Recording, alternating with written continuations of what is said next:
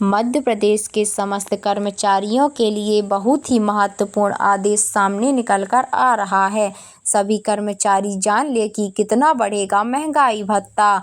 तो साथियों, आइए आप सभी को इस अपडेट का अध्ययन करवा देते हैं विस्तार से। उससे पहले अभी तक आपने हमारे यूट्यूब चैनल को सब्सक्राइब नहीं किया तो यूट्यूब चैनल को सब्सक्राइब करके बेल आइकन को प्रेस करना ना भूलें, ताकि आप सभी को भी ऐसे ही नई नई अपडेट मिलते रहें। साल 2025 की पहली योजना में सेंटर एम्प्लॉयड में केवल 2% की बढ़त मिली थी, जो उनके उम्मीदों से काफ़ी कम थी। जनवरी से जून 2025 की अवधि में डीए 53% से उछाल 55% हो गया था।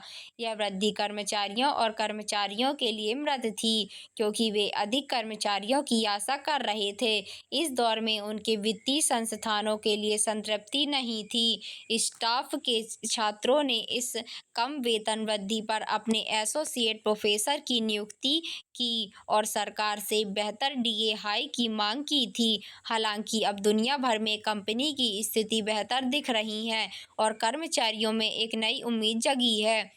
जुलाई से दिसंबर 2025 तक की अवधि की घोषणा डीए ने सितंबर या अक्टूबर में होने की संभावना जताई है और इस बार बेहतर प्रदर्शन की उम्मीद जताई जा रही है। जुलाई से दिसंबर 2025 तक मेडल के लिए होने वाली DA battle rate commission salary के तहत अंतिम वृद्धि हो सकती है। सरकार की योजना के अनुसार 1 जनवरी 2026 से वेतन आयोग के मित्र लागू होने की उम्मीद है। हालांकि अभी तक मासिक वेतन आयोग के लिए किसी समिति का गठन नहीं हुआ है, जो चिंता का विषय है। सरकार ने इसी साल जनवरी में वेतन आयोग के गठन को मंजूरी दी थी, लेकिन अभी तक ठोस कदम नहीं उठाया गया है।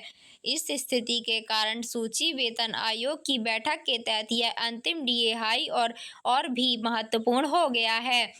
कर्मचारी चाहते हैं कि यह उनके वित्तीय निवेशकों को एकजुट करने के लिए एकजुट हो। वेतन आयोग के देर से आने वाली स्थिति में कर्मचारियों को लंबे समय तक इसी दिन के साथ काम चलाया जा सकता है, इसलिए वे इस बार अच्छी वृद्धि की उम्मीद कर रहे हैं। केंद्र के कर्मचारियों के लिए खुशी की बात यह है कि अखिल भारतीय उपभोक्ताओं के लिए निवेशकों की वैल्यू में सकारात्मक बदलाव देखने को मिल रहा है।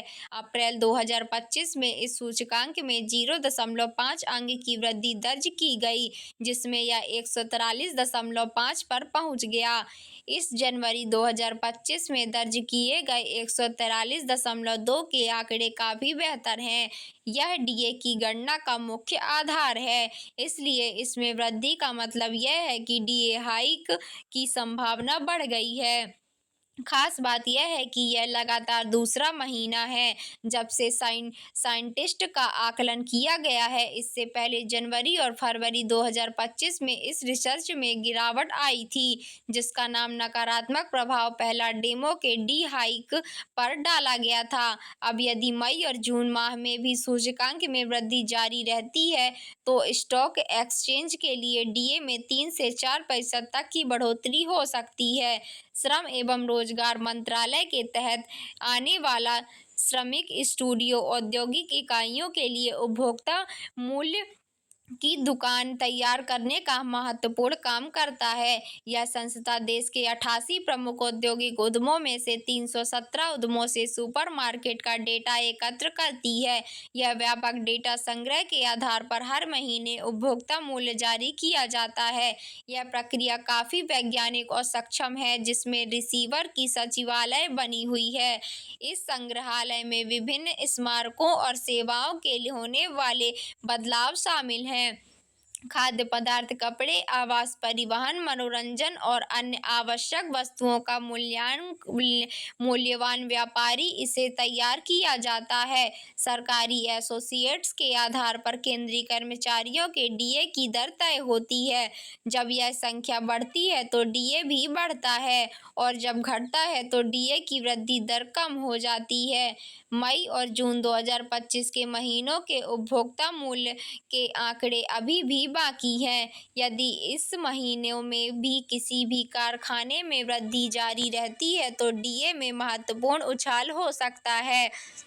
कर्मचारी विशेषज्ञों और विशेषज्ञों का अनुमान है कि यदि वर्तमान रुझान जारी रहता है तो 3 से 4% तक की डीए वृद्धि संभव है।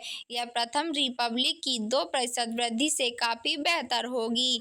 हालांकि अभी भी यह सब अनुमान असल पर आधारित है और इसकी घोषणा सितंबर या अक्टूबर में ही होगी। सरकार अपनी वित्तीय स्थिति और अन्य पैसों को भी ध्यान में रखते हुए डीए की दर तय करती है।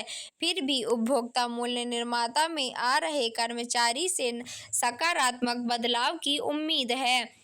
यदि यह प्रस्ताव सही साबित होता है तो लाखों केंद्रीय कर्मचारियों और पेंशनभोगियों को इसका लाभ मिलेगा। सेंट्रल स्टाफ लंबे समय से बेहतर डीए हाइक की मांग कर रहे हैं। इस दौर में उनके जीवन यापन की लागत में लगातार वृद्धि हो रही है, लेकिन डीए की वृद्धि उनके अनुपात में नहीं हो रही है। कर्मचारी विद्वानों का कहना है कि डीए का मूल उद्देश्य ही बिजनेस के प्रभाव को कम करना है, इसलिए इसमें पर्याप्त वृद्धि होनी चाहिए। वे चाहते हैं कि दूसरे महानगर में डीए में कम से कम 4% की वृद्धि हो। हालांकि सरकार की अपनी वित्तीय संभावनाएं हैं और वह हर डीए हाइक के साथ होने वाले खर्च पर भी ध्यान देती है।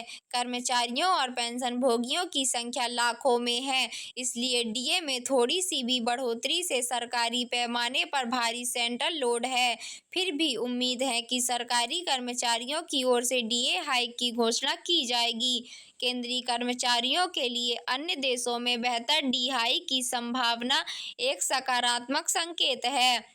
उपभोक्ता मूल्य में सुधार से अपेक्षित वृद्धि है कि इस बार प्रथम श्रेणी में बेहतर वृद्धि मिल सकती है। प्रथम वेतन आयोग के तहत यह अंतिम वेतन वृद्धि होने का कारण इसकी महत्ता और भी बढ़ जाती है। कर्मचारी संगठन और कर्मचारी सभी सरकार की आधिकारिक घोषणा का बेसब्री से इंतजार कर रहे हैं। आशा है कि सरकारी कर्मचारियों के वित्तीय समर्थकों को रणनीतिक निर्णय की आवश्यकता होगी। तो साथियों, आपको यह अपडेट पसंद आई हो तो चैनल को लाइक, सब्सक्राइब एंड शेयर जरूर करें। मिलते हैं ऐसे ही नई अपडेट के साथ, तब तक के लिए धन्यवाद। Thanks for watching.